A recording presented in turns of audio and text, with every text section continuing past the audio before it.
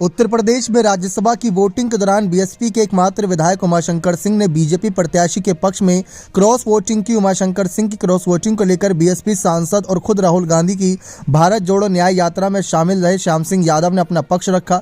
BSP सांसद श्याम सिंह ने कहा कि ये मेरा व्यक्तिगत विचार है कि उमाशंकर सिंह को ऐसा नहीं करना चाहिए था, लेकिन साथ ही साथ मैं यह भी कहूँगा कि वे बड़े ठेकेदार हैं, बिना सरकारी के सहयोग के वे अपना काम नहीं कर सकते हैं।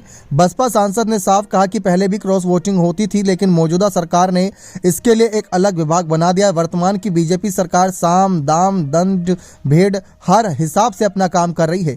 बीएसपी सांसद श्याम सिंह ने कहा कि क्रॉस वोटिंग पहले भी होती थी। ये अलग बात है कि पहले क्रॉस वोटिंग कम होती थी, लेकिन सुनियोजित तरीके से होता है। पहले की सरकारें ऐसे प्रयास कम करती थी और रेयर केस में ही किसी को जिताने के लिए इस तरह के हथकंडे अपनाए जाते थे। श्याम सिंह यादव ने कहा कि मौजूदा बीजेपी सरकार के पास इसके पहले अलग विभाग है। वह विभाग ये देखता है कि किसके ऊपर मुकदमा है, कौन जेल में है, किसे डराया धमकाया जा सकता है, किसे किस तरह से तोड़ा जा सकता है, ये सब तय किया जाता है। इसके अलावा कुछ ऐसे भी लोग हैं जो लोभी होते हैं, वे लालच की वजह से, पैसे के लालच या किसी और चीज़ों की वजह से क्रॉस वोटिंग करते हैं। उमाशंकर सिंह ने ऐसा क्यों किया, ये वही बेहतर बता सकते हैं। बीएसपी सांसद कहीं ना कहीं विधायक उमाशंकर क्रॉस वोटिंग को लेकर सवाल खड़े हैं। अब आपको बता दें कि जिस तरीके से उमाशंकर सिंह द्वारा क्रॉस वोटिंग के मामले में कहा गया कि बीएसपी के एकमात्र विधायक हैं, वे हमारे ही बेहद करीबी हैं। ये सांसद का कहना है, जहां तक उनकी व्यक्तिगत सोच है कि बातों तो ऐसा नहीं करना चाहिए था, लेकिन जिस तरीके से यहाँ पर ये मामला तूल पकड़ा।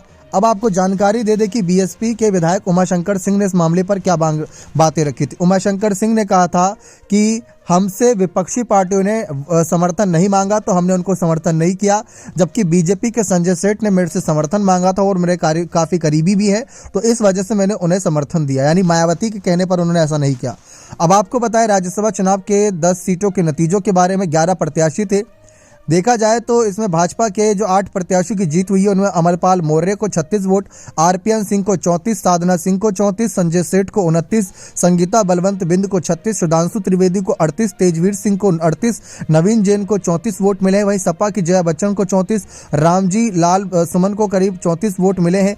ये सभी जीत गए। सपा प्रत्याशी आलोक रंजन को हार का मुंह देखना पड़ा, उन्हें सिर्फ 16 वोट ही मिले, क्योंकि करीब 8 सपा के विधायक ने क्रॉस वोटिंग की। बहुजन समाज पार्टी के एक विधायक ने भाजपा को समर्थन किया। 2 राजा भैया के समर्थन विधायकों को यहां पर बीजेपी ने समर्थन दिया।